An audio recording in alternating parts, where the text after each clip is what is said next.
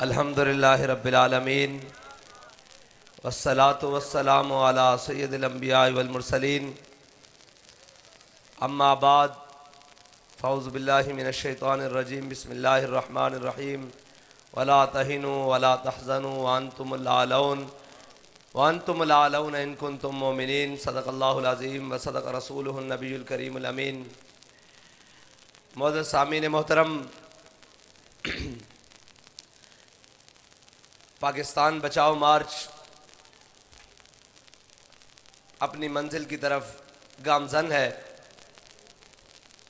और जिस जज्बे और बलबले के साथ अहलियान सिंध ने तहरीक लब्बैक पाकिस्तान के इस पाकिस्तान बचाओ मार्च को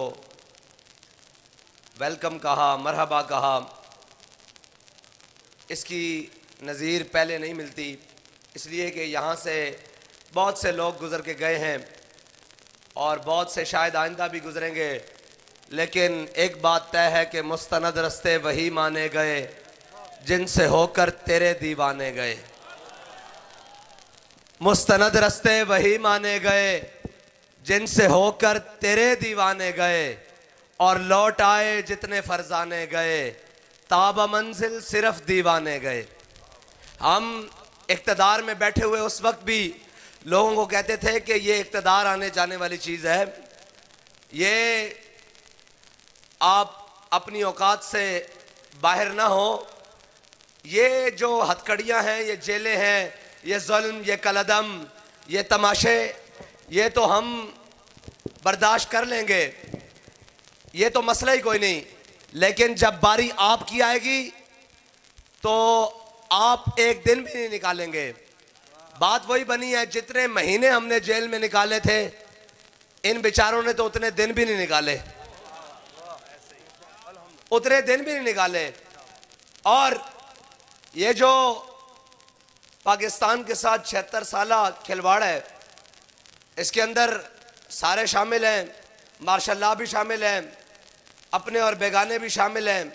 आज भी वो साजिशों के अंदर मसरूफ़ हैं, लेकिन काम की बात यह है कि अल्लाह की शान देखें। हमें कहते थे कि जी इन्होंने आसिया मलूना की बारी में पूरे मुल्क में एहतजाज हुए, इन्होंने जजों के फैसले नहीं माने, इन्होंने जजेस के फैसले नहीं माने। आज पूरी पीडीएम खड़ी होकर पार्लियामेंट के अंदर खड़ी होकर सुप्रीम कोर्ट के फैसलों को नहीं मानती। जो इल्ज़ाम हम पर थे, आज वही काम खुद कर रहे हैं। फिर देखें, नामूसे रिसालत का बिल पेश हुआ असेंबली के अंदर। जब बिल पेश हुआ तो सारी जमातों ने बाइकाट किया, जिसके अंदर पीपल्स पार्टी सरे फहरिस्त है।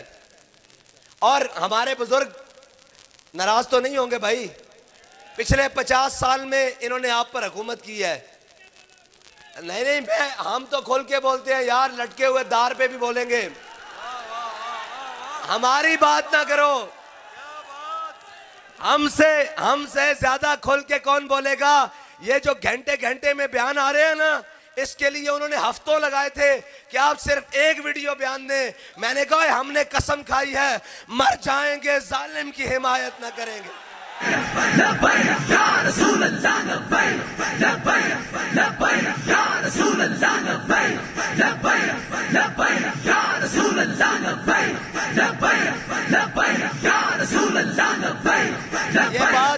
ये बात हमारा कोई कमाल नहीं है भाई। हमने उस शेर की कछार में तरबियत ली है, उनके साथ रहे हैं कि जब जेल हुई तो मैंने जेल में जाकर कहा, मैंने कहा अब आराम है, आपको मैं कहता था इतना सख्त बातें ना करें, ये बड़े जालिम हैं, इनके आगे कोई चीज नहीं। तो कहने लगे क्या हुआ है, ऐसी कुर्सी पे बैठे कहने क्या हुआ है। मैंने कहा अब आ गए हैं जेल। उन्होंने कहा यार जिंदा में भी न गई शोरश अपने जुनू की, अब संग मदावा है शाशुफ्ता सरी का। हमें ये जेलेदार शैलेदार शार, हम सजाए मौत की चकियां भी देखा है और ये देखा है। हमें जेल में आकर एक ने धमकी लगाई थी कि अब तुम जब बाहर जाओगे तुम्हारा सॉफ्टवेयर अपडेट होगा। मैंने कहा हम मोहम्मद अरबी के गुलाम हैं, तुम्हारी हार्ड डिस्क उड़ा के रख देंगे, तुम जानते नहीं हो।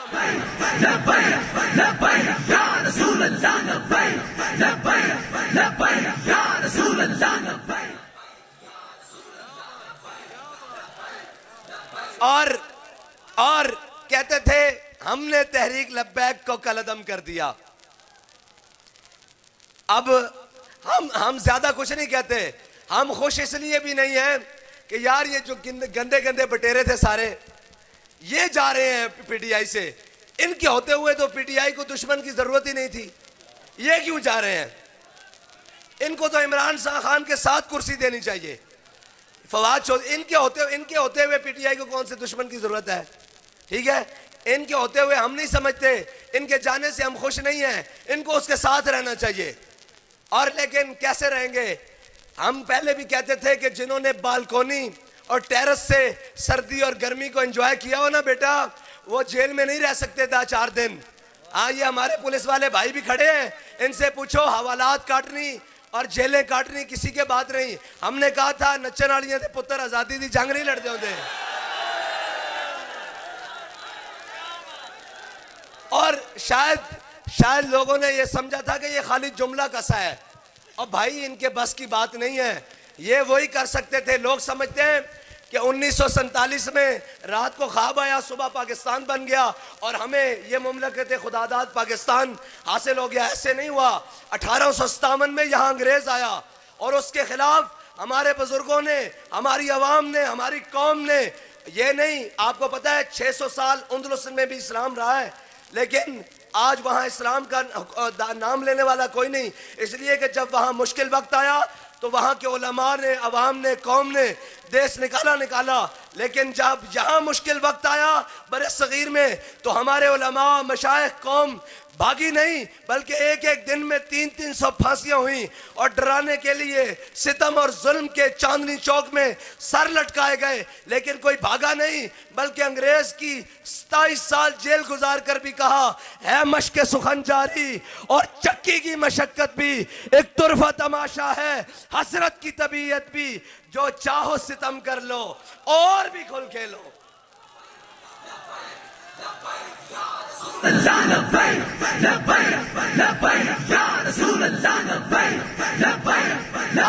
हम ये कहते हैं किसी का कोई शौक बाकी रहता हो तो फिर भी हम हाजिर हैं।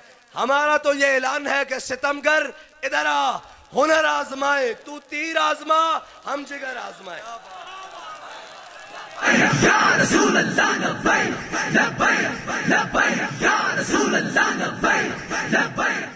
रही कहते हैं जी इनको सियासत करनी नहीं आती। मैंने कहा भाई शाह साहब वाली बात है, हम चोरी नहीं करते, सियासत करनी हमें आती है।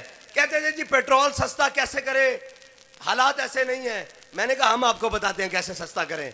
अब तब से इनको नींदें नहीं आ रही, परेशान है कि करें क्या।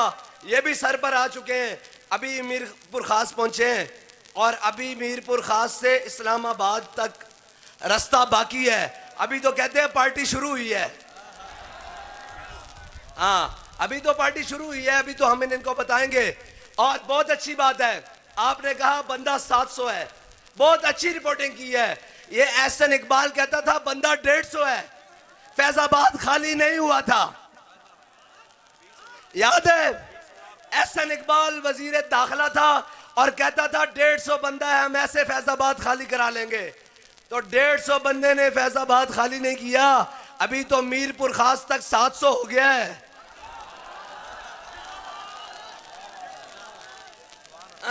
अच्छी बात है, अच्छी बात है। और हम चाहते हैं तुम हमें और अंडर एस्टिमेट करो, और करो, और करो, लेकिन एक दिन तुम्हारे दरवाजे पर तहरीक लब्बैक दस्तक दे रही होगी।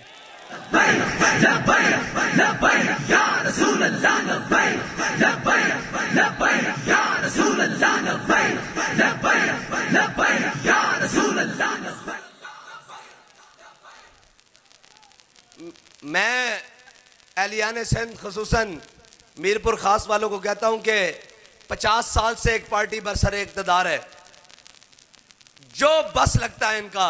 इन्होंने पहले शोर मचाया। हाँ, नामूसे रिसालत की करारदाद की बात कर लूं, अल्लाह ताला की शान देखिए। ये वो शख्स है इमरान खान जिसने नामूसे रिसालत पर लब्बैक कहने वाले अपने कौम और हमने वतन के बेटों बच्चों पर, जवानों पर गोलियां चलाई और उनका खून बाजार में ऐसे बहा। लेकिन अल्लाह की शान देखिए, 13 खामोश शैतान बन के बैठे हुए थे। जिसमें ये सारी पार्टियां मौजूद हैं, इन्होंने नामूस रिसालत का बाइकाट किया। अल्लाह ने 13 को इक़्तिदार दे के जलील कर दिया, एक को इक़्तिदार से उतार कर जलील कर दिया।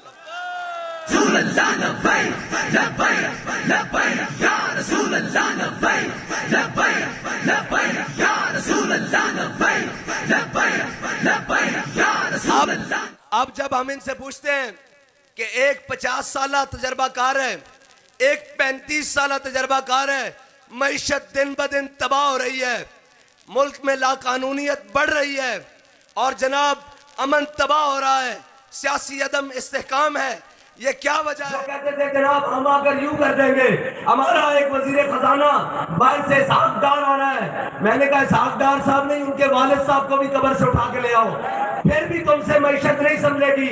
इसलिए कि हमारे बाबा जी ने कहा था, न तुम सदमे हमें यूं देते, न हम यूं फरियाद करते, न राज खुलते यूं सरबस्ता, न यूं रुसवाइयां होती।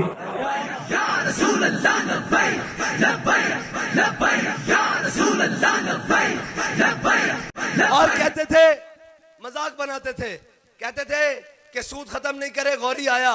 मैंने कहा बच्चू वो एक वली की जबान से निकला हुआ है, तुम्हारे बाप को भी सूद खत्म करना पड़ेगा, वरना इस पाकिस्तान की बका का जामिन और कोई चीज रही नहीं है। कितनी बारी जाओगे IMF के दरवाजे पर?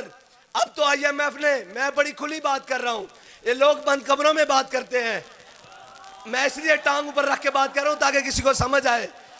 IMF ने आखिरी शर्त ये रख दी है कि एटमी प्रोग्राम को रोल बैक करो।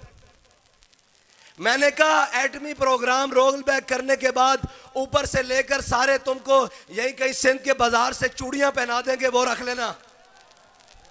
तुम शर्म नहीं आती इस बात को कि तुम IMF के दरवाजे पर, ये कौम रोजाना अपना कमा कर खाती है, किसी के दरवाजे पर नहीं जाती।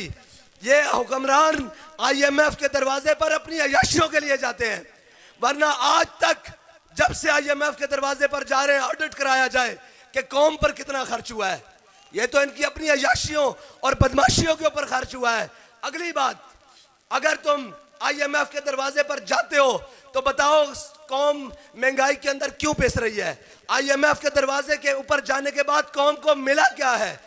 एक 35 साल से, एक 50 साल से, चलो छोड़ो, सूबे के अंदर जो कुछ इस मुल्क में आजकल इंपोर्ट करवाया जा रहा है, पिछले 50 साल लिस्ट में कोई एक ऐसी चीज बताएं जिसकी इंडस्ट्री पाकिस्तान में लगाई गई हो। तुम हमें पढ़ाते हो कि मईशत नहीं आती। बेटा तुम हमारे सामने बैठकर 5 मिनट मईशत पे बात करो, तुम्हारे नाक को ये हड्डी भी अंदर ना घुसेड़ दी तो हमें बताना कि हम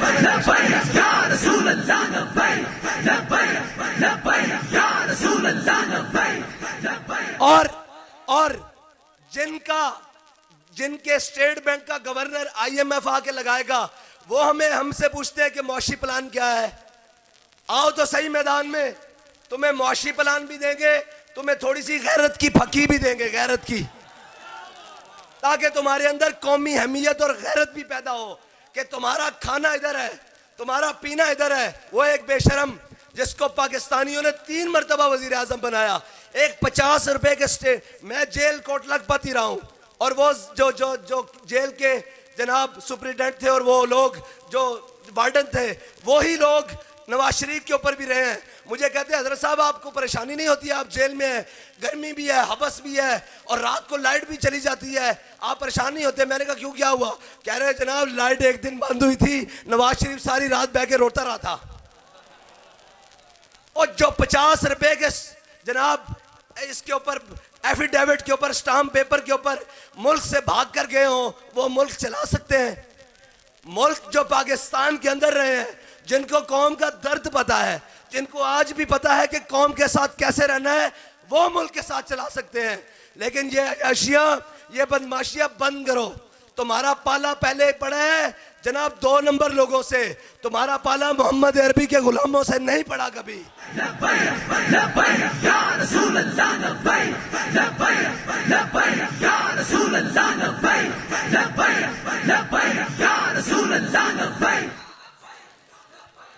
सियासत करने का सबको हक हासिल है, करो अपनी अपनी सियासत, लेकिन पाकिस्तान की बका के लिए। और जनाब पाकिस्तान के एटमी प्रोग्राम की तरफ कोई मैली आंख देखे, वो मजहबी लिबादे में हो, वो अस्करी लिबादे में हो, वो सियासी लिबादे में हो, वो बैरूनी लिबादे में हो, इंशाल्लाह वो आंख भी निकाल लेंगे, वो हाथ भी तोड़ देंगे। हाँ, ये बात पाकिस्तान की सालमियत पर कोई सौदा नहीं हो सकता। हाँ, बिल्कुल नहीं हो सकता, क्योंकि हमारे बड़ों ने, इनके बड़ों ने नहीं बनाया, जिनके इलाज भी बाहर हैं, जो रिटायरमेंट लेने के बाद बाहर जाकर जनाब बंगले और जनाब बड़े बड़े यार्ड खरीदते हैं, उनके लिए नहीं, जिनकी सिर्फ ताबूत बंद, ये मुशर्रफ जिसके ताबूत बंद पाकिस्तान में वापस आए, पाकिस्तान से सीट से उतरा और जाके सारी जिंदगी दुबई गुजरी, हम लोग हैं। हमारे बड़ों के कब्रिस्तान भी यहाँ है, हमारा जीना मरना भी इस वतन के साथ है। हाँ, हमें वो लोग ना बात बताएं कि जिनके बच्चों के इलाज, जिनकी तालीम, जिनकी अयाशियां दुबई और जनाब बाहर के मुल्कों में हो गए, हमें वो लोग आगे बात करें जिनका जीना और मरना इस पाकिस्तान के साथ है। और एक मिनट जी, और दूसरी बात, हम वो भी नहीं है जो मुश्किल वक्त देखकर पाकिस्तान से भाग जाएं। और झल्लियो, पंजाबी में बात समझा दूं बात, ओए और दीवानों, ये भी बात जरा गौर से सुनो, जब से मुश्किल वक्त आया है ना, हमने उम्रे पे जाना भी छोड़ दिया है। कोई ये ना समझे कि मोहम्मद अरबी के गुलाम मैदान से डर के भाग रहे हैं। हम उम्रे पे भी नहीं जाते, इसलिए जाना हमारा फर्ज है, उम्र हज पर भी नहीं जाते। लेकिन हम कहते हैं कोई ये ना कहे कि ये मुल्क से भाग गया है। हमने तो कहा हुआ है, लबे बाम भी पुकारा, सरेदार भी सदा दी, लबे बाम भी पुकारा, सरेदार भी सदा दी, मैं कहां कहां पहुंचा तेरी दीद की लगन में। और आखिरी वो मौलाना हसरत मोहानी का जेल के शेर मुकम्मल कर दूं, जो चाहो सितम कर लो और भी खुल के लो, पर हमसे कसम ले लो की हो जो शिकायत भी, और शाहों के तकब्बुर से भी दब कर न रहा मैं, आखिर किस बार गाए खास का गदा हूं मैं। मीरपुर खास वालों जरा हाथ उठाकर बताओ किसके साथ खड़े हो।